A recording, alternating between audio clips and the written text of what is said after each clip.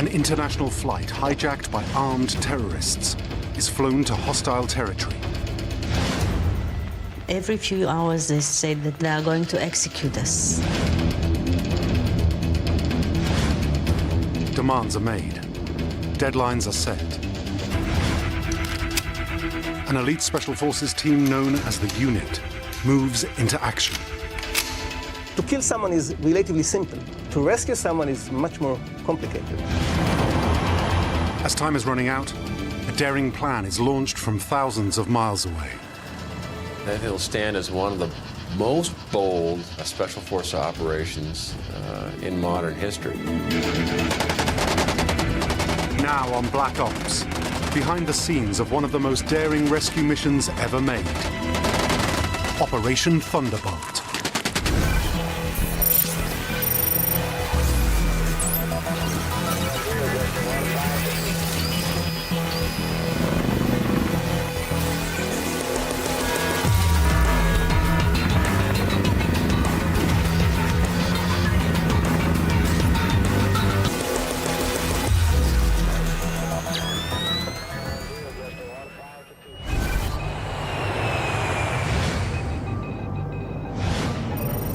Air France Flight 139 from Tel Aviv to Paris makes a stopover in Athens.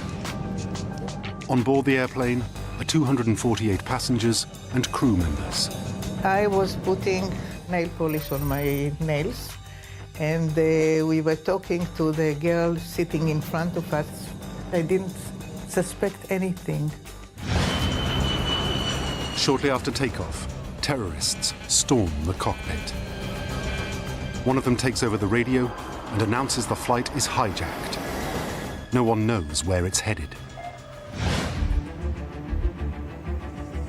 In Jerusalem, a routine cabinet meeting is interrupted, and the message is delivered to Prime Minister Yitzhak Rabin. Defense Minister Shimon Peres is also getting the news. My aide came in and handed me over a small piece of information that said that an Air France plane was hijacked. Good evening. An Air France jet was hijacked by Palestinian guerrillas today. The hijacking of Flight 139 is just the latest in a string of terrorist attacks targeting Israeli citizens. 4 years earlier, in 1972, 11 Israeli athletes were killed in an attack on their compound at the Munich Olympics. In the same year, terrorists shot and killed 26 passengers waiting for their luggage in Tel Aviv airport. And in 1974, terrorists sieged a high school in northern Israel, killing 22, most of them young students. Immediately after the hijacking, Israeli special forces are put on high alert. The authorities are expecting the plane to arrive in Tel Aviv. But the hijackers have a different plan. One of them is a trained pilot. He instructs the captain to divert the flight to Libya. He knew exactly how to fly an airplane, and he had the maps that he needed, and he followed our pilot to see that he's taking him wherever he wants to go. On the ground in Libya, one desperate passenger pretends to be having a miscarriage in an attempt to escape. She is released and immediately met by Israeli intelligence officers. They learn from her that there are 4 terrorists, 2 German and 2 Palestinian. They are armed with guns and grenades. The plane continued to fly, and we didn't know to which destination. It is headed to Africa. In the early hours of June 28th, Air France Flight 139 lands in Entebbe Airport in Uganda, more than 2,000 miles from Tel Aviv. At first, the passengers think the crisis is coming to an end. They told us we are going to be released in Uganda. But as soon as they get off the plane, their hopes are dashed. There were 2 rows of Ugandan soldiers standing with guns, and we were in the middle, and they led us into the terminal of Entebbe. That was the second very big shock. We were sure that we are free to go. And then we saw that lots of Ugandan soldiers are waiting for us there, and 6 more terrorists were waiting for us there. Instead of being released, they are led to an unused terminal in Entebbe Airport. They told us that we are going to stay there, and later they brought us mattresses and blankets.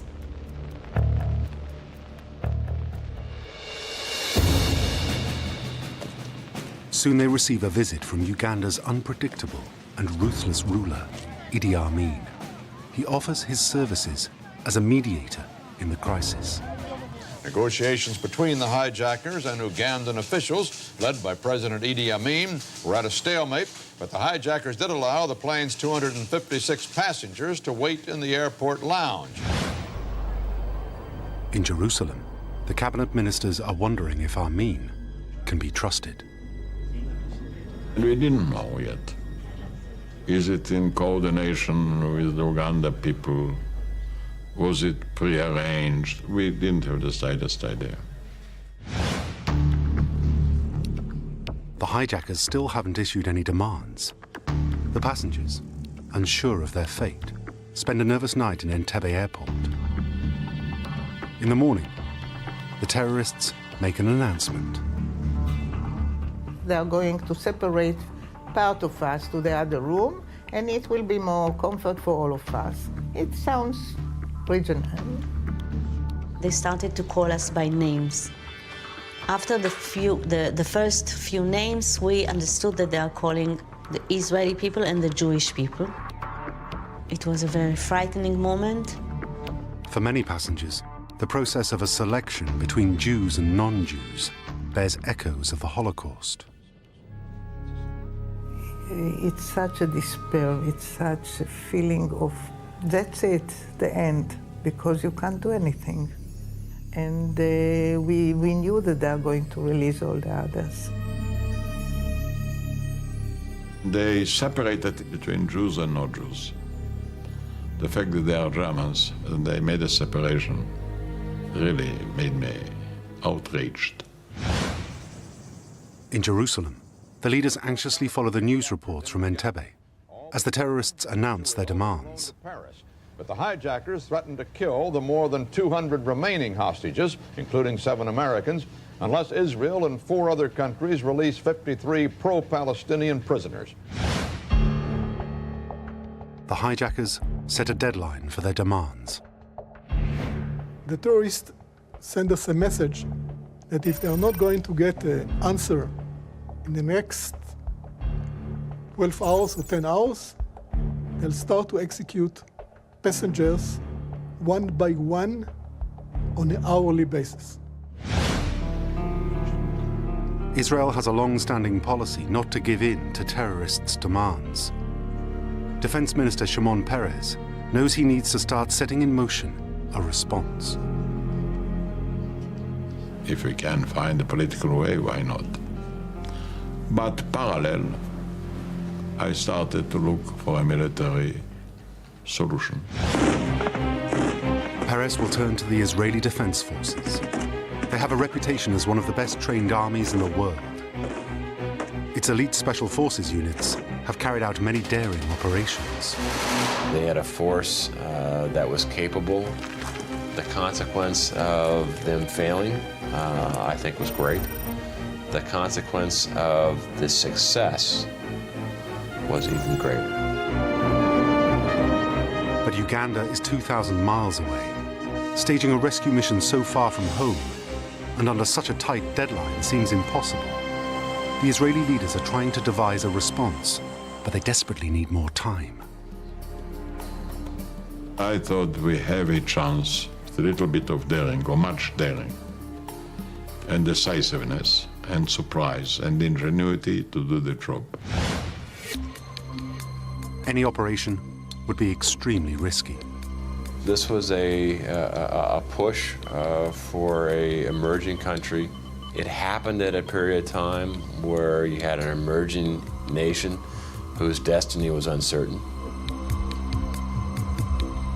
The intelligence available is minimal. They don't know how many terrorists are involved, or if they have the backing of the Ugandan army. They could be facing thousands in hostile and unfamiliar territory. But Defense Minister Perez is pushing for a plan. The first I called in was the commander of the Air Force, who I like very much. I called in the other young commanders. They says, look, we have to look at the map. We have to check where are the radar stations. How can we land? Joshua Shani, one of Israel's top pilots, gets an urgent phone call. It's very unusual to get a direct call from the commander of the Air Force. And what he wanted to know is very basic information about the range, about the payload that we can take, about the fuel needed, about the route that it's possible or not to do. I gave him one by one everything he needed to know, and then he said, come back to the headquarters, we'll start planning. The planners need to know how big a threat the Ugandan army is. They turn to Muki Betze, a commander with Israeli Special Forces, who knows the African forces well. I was sent to train the paratroopers unit for 2 years. They asked me, Muki, what do you know about the Ugandan army? I said, listen, the Ugandan army is not exactly a well-trained army. Not like the IDF in any case. The planning group considers several options. One involves dropping boats and a parachute force into Lake Victoria by Entebbe. We've tested parachuting into Lake Victoria, but we didn't have any experience with such things. Our Navy SEALs tried it, and the boats exploded. Technically, we did not do well in the exercise. That one boat was blown up, and it was kind of, and the second round was better, but say 50% is not good enough for an operation like this. The Prime Minister sends them back to work. And he did not approve that operation. He thought it will be very risky, and it was not a wise plan. Some of the military people were very disappointed that that plan was not approved. And he stated, I want another plan as soon as possible. And he set specific guidelines to the plan. The risks of a failed operation start to sink in. I thought if it will fail, it will be a boost to all terrorists. It will be a shame for Israel. It will make our army look as a second-rate army. Meanwhile, the government is under enormous pressure from the families of the hostages to give in to the terrorists' demands. The Prime Minister saw a representative group and revealed that the government had decided to negotiate with the hijackers to secure the release of all of the hostages and was ready to release some terrorists held in Israeli jails in return.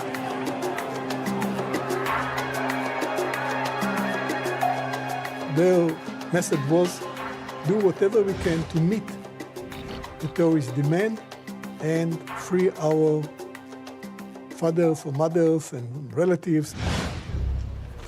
Secretly, the military planners work according to the new guidelines set by the Prime Minister. One, it should be a complete surprise. B, the time that planes will land and the military operation will start should be limited to a specific number of minutes. But they still don't have a plan of action. It's decided to try to pressure Idi Amin to solve the crisis one more time. An old Israeli friend of the Ugandan president calls him. So he called him early morning. He said, you remember you told me once that your mother told you to help the people of Jerusalem. And that's your chance. Those people that are being kept in your terminal are your guests. But if you will not take good care of them, you might pay a price for it. The calls convince Israeli leaders that their only remaining option is a daring military raid. But negotiating may allow them to buy more time to solve their big problem. The planners are hampered by a lack of intelligence. We got Super 8 films and photographs. They gave us information about the distances. We were watching TV. Amin was coming in every evening to see them. So intelligence was coming in slowly, but this wasn't operational intelligence. On Wednesday, less than 24 hours before the deadline they've set for executions expires, the hijackers release the non-Israeli hostages and allow them to fly back to Paris. It's their first mistake. We send a team to Paris to interview them. Find out as much as we can details of what is taking place at the terminal. This is a critical breakthrough. The released passengers provide them with information about the number of terrorists, Ugandan troops helping them, and the exact location of the hostages. With the new intelligence, the odds that the raid may work improve. We were sure that coming to Entebbe from out of the blue, and Entebbe is so far away from Israel, and with our force we can finish it in less than 2 minutes. You know, trying to gain that upper hand, attack the enemy on your terms, and trying to achieve that element of surprise, and that was probably the greatest thing they had going for them. Then another piece of encouraging news arrives. Only hours before the executions are due to begin in Entebbe, the hijackers agree to extend the deadline. We needed time to keep quiet and to keep the attention around the negotiations. If the slightest rumor or indication will leak that we have a military intention, we lost it. They are still missing a critical piece of intelligence, a detailed image of the terminal. We asked somebody from that was at that time in Kenya, not an Israeli, to try to fly above the airport by a small plane and try to take pictures where exactly the Air France plane is parked and as much as information he could get from that. And he was able to do that and transfer those photos to us. So altogether, we had quite a clear idea where the hostages are being kept, what is the logistics of the airport, where can a plane land, where's exactly the commercial runway of the airport. There was also a military section of the airport. The top-secret Israeli counter-terrorism team, simply known as the Unit, have been put on high alert since the crisis began. It's time to mobilize the troops. It's a very special unit. It's the cream of the crop. It was developed over the years to carry out intelligence and counter-terrorism operations. And others we call the long arm of the IDF.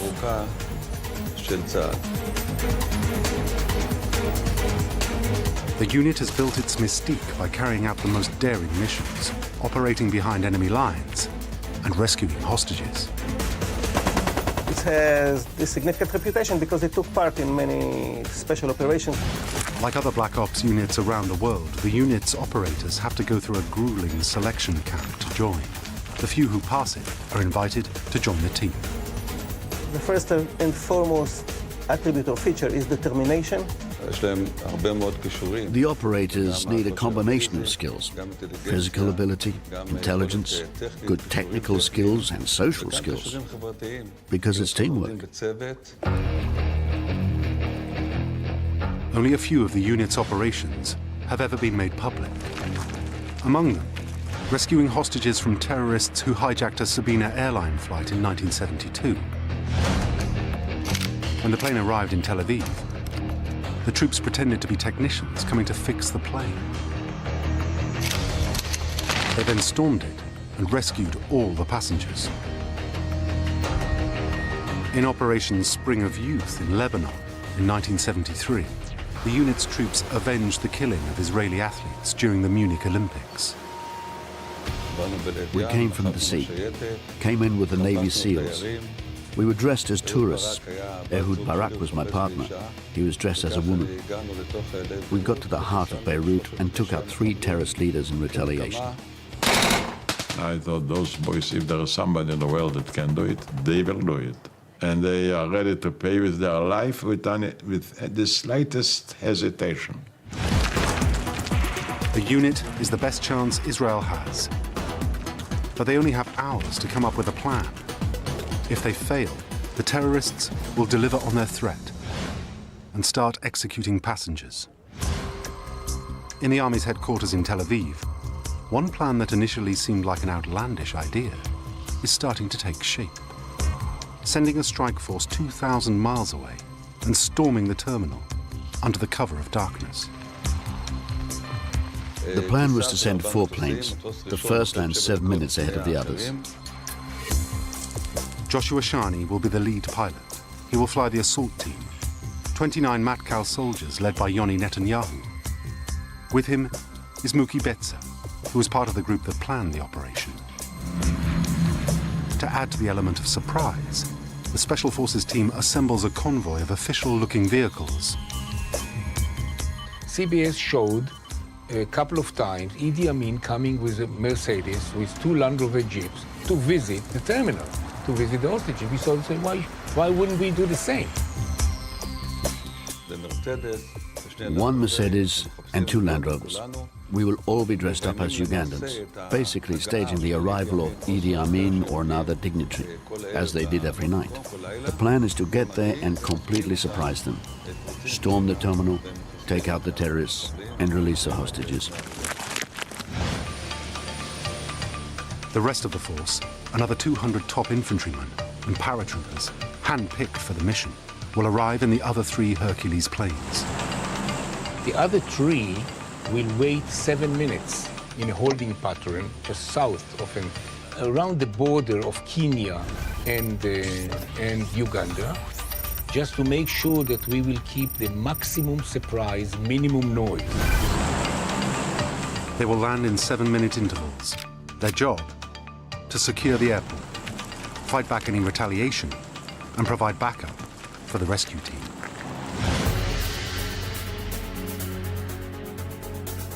The unit's senior operators are assembled. Amir Offer is at home, just days before finishing his mandatory service with the unit. It was a very frightening phone call, I must admit. I was told, come immediately to your base. All of us were very worried. It was a very dangerous operation. Practice begins. They need to be ready for every potential scenario. Our planning seemed perfect, with a high probability that throughout the journey, the landing, and the raid on the terminal, we will be able to maintain the surprise element. Israel's leaders and top military commanders are invited to observe a dress rehearsal on an improvised model of the terminal. When you decide on operation, you have to take a risk. The question is it a reasonable risk? I wouldn't do it to commit suicide. And when I saw the boys, I saw the preparation, my self-assurance grew up. At the end of the rehearsal, the Chief of Staff wants to know what are their chances of succeeding. He collected all the commanders together after the rehearsal. He asked each of us to say if we believe in the plan or not. All of us said that 70 to 80% it would fail. But we decided to go. When you have the type of well-trained personnel, and some of the ground forces are exceptionally well-trained, you do what you have to do in order to accomplish the mission. The hijackers' new deadline is approaching fast. Perez, the Minister of Defense, needs to convince Prime Minister Yitzhak Rabin to green light the risky operation. He struggled with that decision for a day and a night. He told me that he hardly slept. I wanted to carry out the mission. I wanted to do it. I saw that it's possible. I wanted to be a part of it. And I was very anxious to get airborne and get out and do it. And we were sitting there waiting for an approval. 5 days into the crisis, on Friday, encouraged by the latest developments, Rabin, who was a former general, is persuaded. He accompanied me to the elevators and said to me, Amos, if the military operation will fail, and the chances are 50-50, I will resign the following day. Prime Minister Rabin wants the entire government to sign off on what has been until now a secret plan. As time is running out, 200 of Israel's top fighters are taking off to Africa, ready to carry out the daring rescue raid, now codenamed Operation Thunderbolt. The final go or no-go will be given while they are in the air. We took off to the mission without the final approval of the government. The assault teams had less than 24 hours to prepare before changing to Ugandan uniforms, their operational disguise as they attempt to pass themselves off as an official escort to Idi Amin's motorcade. I was totally sure that no one will approve the operation. It will be cancelled within a few hours. It was too risky, too far. It was a crazy operation. The troops are getting a quick last-minute briefing. Yoni Netanyahu, which was our commander, explained that we have a very short time to prepare the operation. Therefore, we will not discuss any activities of other forces. He just told each one of us what's a specific role of each squad. Meanwhile, in Jerusalem, an emergency cabinet meeting is called. Unless all ministers approve the plan, the troops will be called back. The Hercules planes have been in the air for nearly 2 hours when a message arrives. Operation Thunderbolt is a go. Given that the consequence of both failure and success for the state of Israel, I think it was a very, very tough call, but it was one they had to make. In Entebbe, for the hostages, the situation seems hopeless. We couldn't even, for 1%, think that the Israelis are coming to save us there. No way. We didn't know what's going on in Israel. Nobody was talking to us. The deadline for executions to begin approaches. Every few hours they said that they are going to execute us, each and every one of us. I remember that my thought was I would like to be one of the first because I couldn't think seeing the others being killed. It was despairing, not giving any hope. The 4 Hercules planes head north, then turn south, flying over the Red Sea and over to Africa.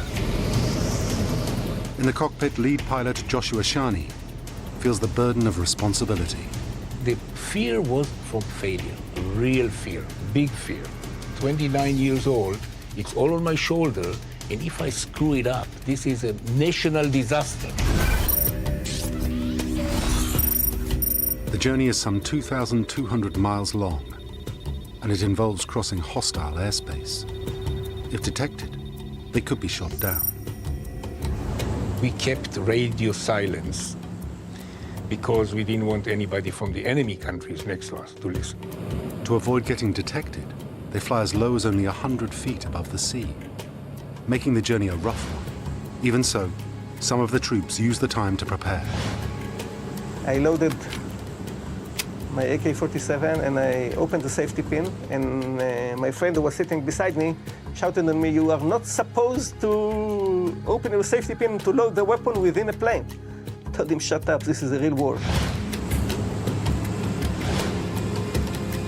Others, like Martin Velani, the operation's deputy commander, and Yoni Netanyahu, the unit's commander, managed to catch a few minutes of sleep. Both of us occupied this bed with full gear and weapons. We tried to sleep. It's a long flight. I found very difficult to understand how a guy that's going to storm and his chances to get killed are 50% can sleep like a baby. And he did sleep like a baby. Just as they get to the border of Kenya and Uganda, the pilots break formation and separate. Shani, carrying the attack force, continues directly towards Entebbe, while the others reach the airport from another direction.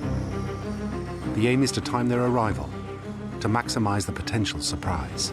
Very dangerous, flying into an airfield that enemy forces are controlling with aircraft that are essentially unarmed. They didn't have cover, didn't have gunships covering them to be able to come in, land. When we had to pick up the time of landing, we knew it should be the middle of the night sometime. As the plane approaches Entebbe Airport, the control tower, anticipating another arriving flight, asks the plane to identify itself. Shani's answer could seal the fate of the mission. In broken English, they start asking questions. And our captain, he gave the right answer. Shani manages to pass as another incoming flight without raising suspicion, and his plane lands at 11:01 p.m. Uganda time, right on schedule. The rest of the force, 200 troops, should arrive within the next 15 minutes. When I was at approximately 1,000 feet over the lake, I saw the lights of the runway very clear. And all of a sudden, I was relieved. The flight was behind me. I was in the formation. I was exactly on time. The runway is in front of me. Piece of cake.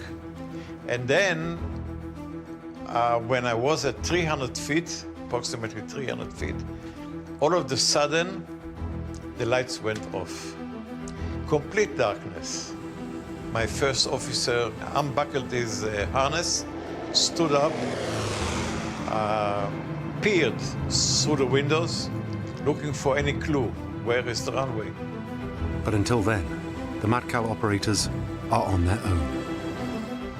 The intelligence that we got was that there are between 200 and 1,000 soldiers in this specific airbase. And we were supposed to be alone for about 7 to 10 minutes. When you think that you are 29 against, let's say, 1,000 and about 8 to 15 terrorists, it's a crazy operation. Everything goes according to the plan. I taxied all the way almost to the old terminal, where the hostages were held.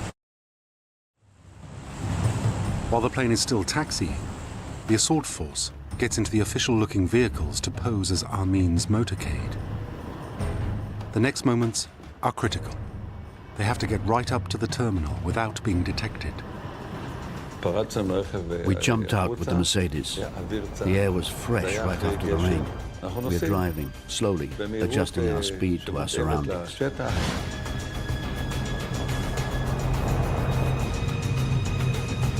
In the Mercedes are Betzer and Netanyahu, the commanders of the assault. Behind, the rest of the force in Land Rovers, pretending to be an official escort. I remember these two feelings. One is a feeling of terrible loneliness, and the second is that I saw 29 shadows of people or soldiers holding their weapons in the darkness. And I thought to myself, how many of these will stay alive in 5 minutes? The success of the entire operation depends on maintaining the surprise, and on no one daring to stop the president's convoy.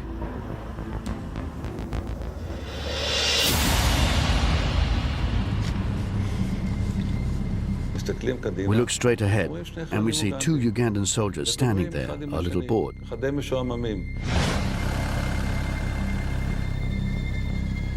The troops have only seconds to react. The guy yells, "Advance!" I tell Yoni, forget it, it's routine. but he hesitates for a second and then says, "Take them out."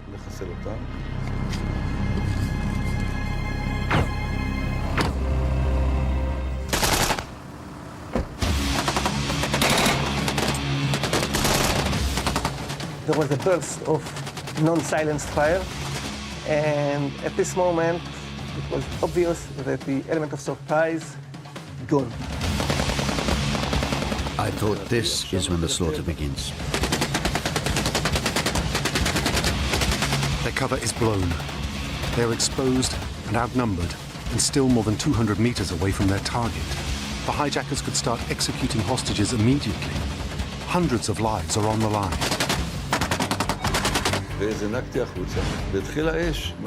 We jumped off and started running. And as we are running, a Ugandan soldier opens fire right above us. And I shoot around him, hitting him in the chest, and he drops. Any Ugandan soldier we see is shot. There was massive shooting. The Ugandan soldiers are confused. Ugandans in general always view Israel and Israelis as special people on earth. And any confrontation with them is as if you are confronting children, special children of God. So in that view, our soldiers were saying, the children of God has come. So anything to do with God to Ugandans, that was beyond human control. Inside the terminal, the hostages are terrified. They don't know who is shooting or why. I thought the terrorists will shoot, the Ugandan soldiers will shoot, and we will be dead in a few minutes.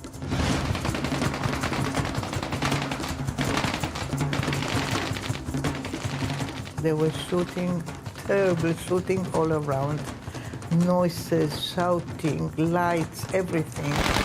We were sure that that's the end. It comes now. Everything now depends on how quickly the assault force can get to the hostages. It was critical to enter as fast as possible. Amir Offer is the first inside the terminal.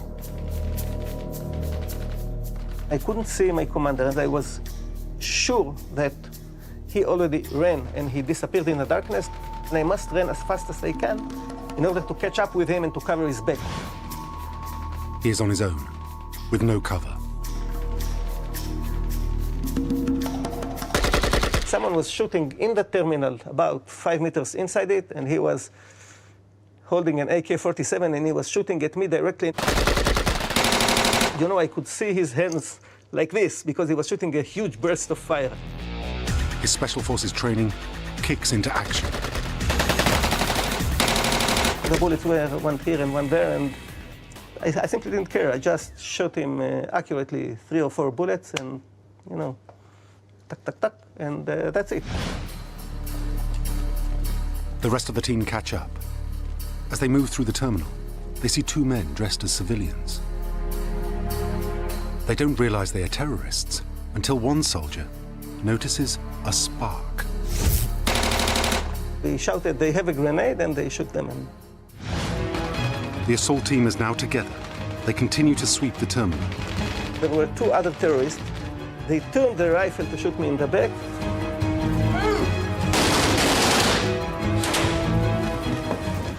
Within 5 seconds, I was supposed to die twice. Next, the troops advance into the passengers' hall. We were scanning the whole room with our eyes, looking for more terrorists. The hostages have no idea who these soldiers are. It was very frightening moments. It looks like hours. And we didn't understand what is going on. In my left hand, I put the loudspeaker. My right hand was still on the trigger. And I said, "Everybody lie down." They were totally sure that they are now going to be executed. In the confusion, one hostage, Jean-Jacques Maimoni, excited to be rescued, leaps to his feet. He jumped against my explicit instruction to lie down, and he was mistakenly considered to be a terrorist who is jumping in order to run and activate a bomb or whatever, and he was shot. I shouted to him not to move, but he didn't hear me. There was already too much noise from the shooting. Then I wanted to pull him with his foot, but there was too many bullets around. He jumped to say, "Wonderful for saving me." Maimoni is one of the 3 hostages killed in the crossfire.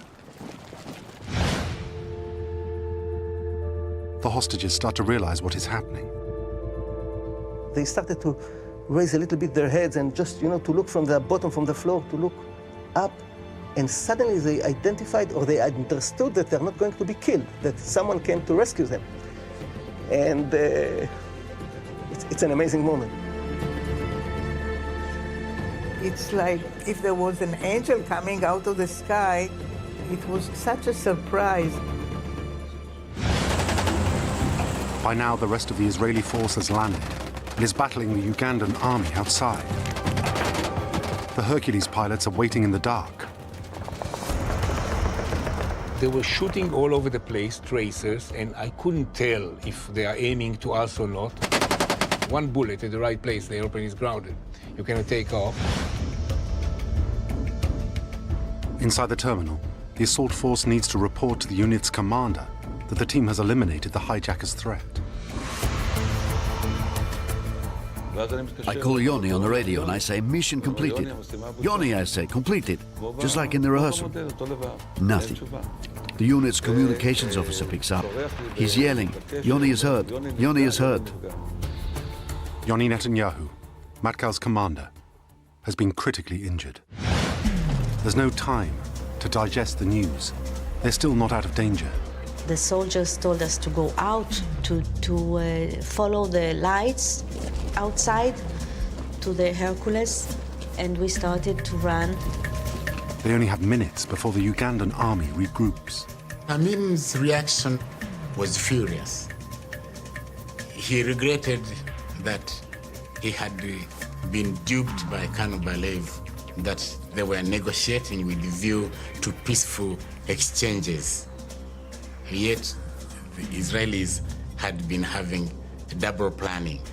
That kind of thing, to my view, annoyed him more.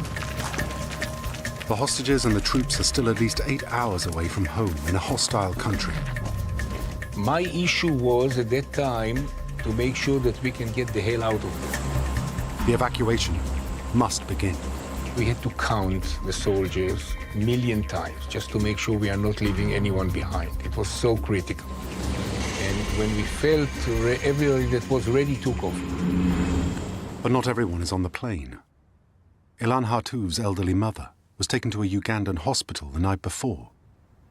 I said I had a mother who was in hospital 30 miles away, of course, 30 kilometers away. Of course, I knew they couldn't get there. There was no time for them to go and save her. But I told them to try to speak with whoever they can. And the people in the plane told me that Africans usually are very respectful to old women. The Israeli force needs to make sure they can't be pursued by the Ugandan army. A demolition team moves in to destroy the entire fleet of MiG fighter planes.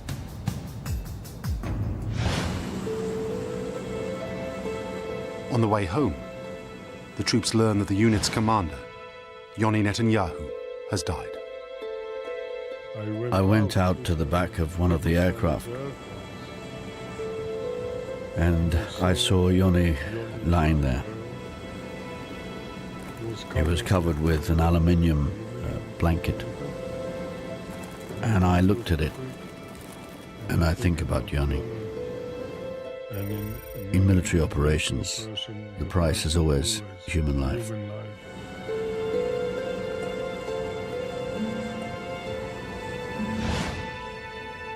"2,000 miles away, the government in Jerusalem is waiting for an update.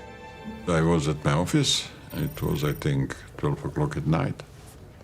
That was the first time that the silence was broken.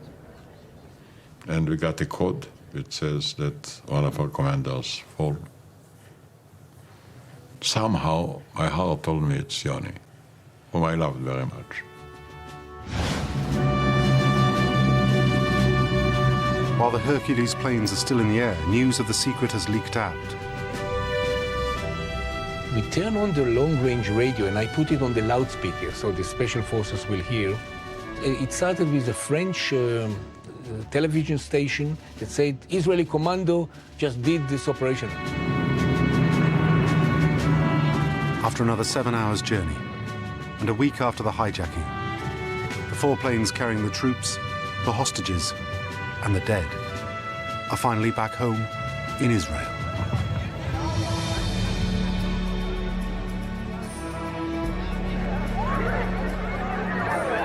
Everybody, all our friends, all of them were there. It was unbelievable. I thought that the whole country is waiting for us in the airport. Lots and lots and lots of people.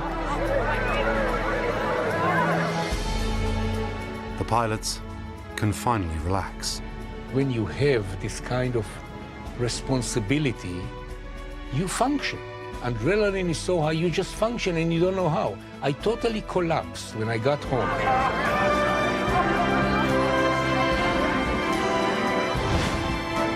But Matkal, the secret Black Ops unit, cannot take part in the celebrations.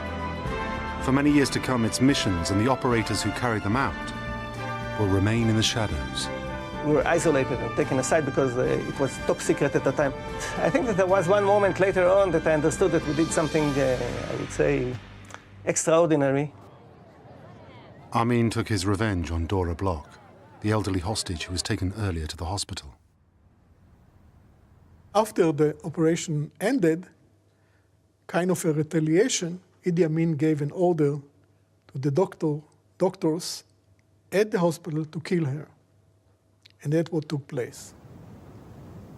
We waited 3 years until we heard that the remains body was there, found there, and she was brought to Israel to be buried in Israel. They know this is a sacred mission. They felt that only they can do it, only they have to do it, only they have to take the risk.